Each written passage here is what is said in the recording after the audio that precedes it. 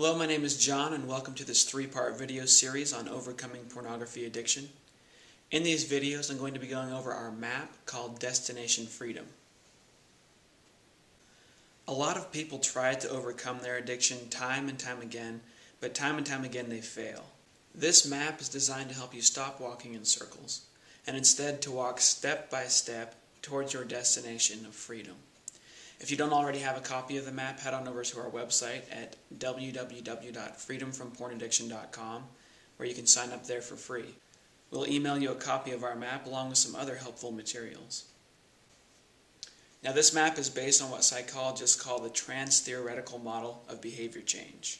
This model was first created by Professor James Prochaska and his colleagues at the University of Rhode Island in 1977. They carefully studied the behavior of people who were trying to change deep-seated habits. Most of them were long-time smokers trying to quit. Their studies revealed that all those who successfully overcame their addictions followed a specific pathway to recovery. They all passed through 5 major stages of behavior change, which we illustrate here with the 5 different environments. They also did a handful of things in each stage in order to progress from one stage to the next. These actions are illustrated as the bricks on our pathway. In order to overcome pornography addiction, you need to understand 3 things. First, where do you currently stand on the pathway to recovery? Second, where do you want to be? Or in other words, what does your ideal addiction-free lifestyle look like? And third, what must you do to get there? Now let's take a quick look at the 5 stages of behavior change so you can figure out where you currently stand. The first stage is denial. When you're in denial, you either don't know you have a pornography problem or you refuse to accept that you have one.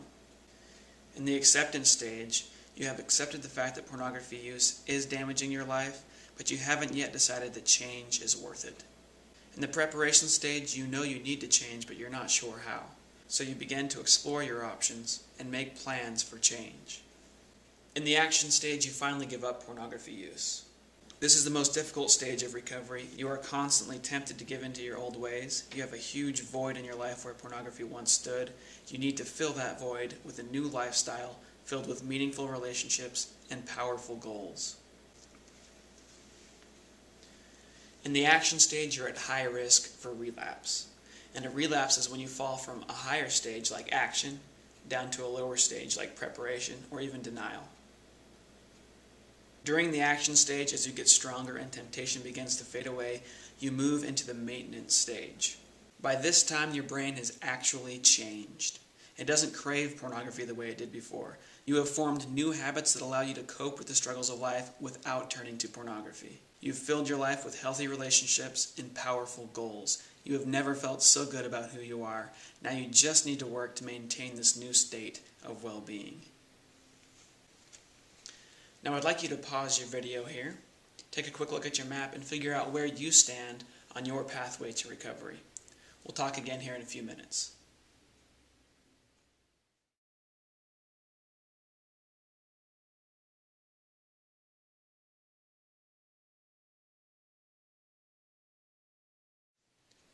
Alright, good job. By figuring out where you currently stand on the map, you've taken a huge first step towards your recovery.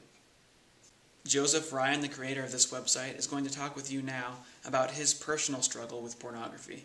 But before I turn the time over to him, if you would like a personal coach to assist you in your addiction recovery but you can't afford to go see a counselor, check out the Candeo program on our website. Candeo's one-on-one online coaching is super affordable, and they're currently helping thousands of people overcome their addiction. So here is Joseph Ryan.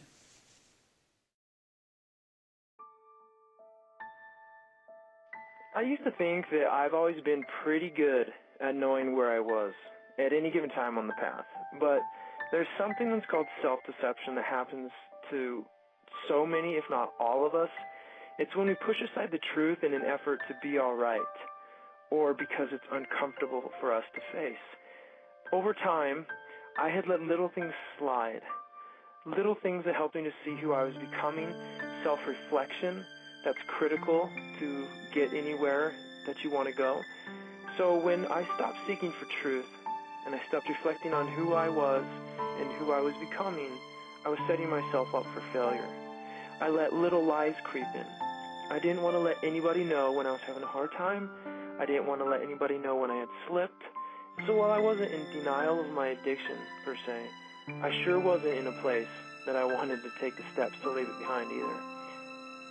My secrecy was the biggest challenge to change. It's literally like a chain. I was trapped and I wasn't going anywhere. So I had all the best intentions, I had all the best hopes, but I didn't want to share with others, which is a key to recovery. And typically there are a few people in most of our lives that can really help us if we let them. I really believe that's why we're all here, in fact. A wise man once said that we're each other's clinical material. That means that we're here to help them and they're here to help us in return. I was resisting that help from others.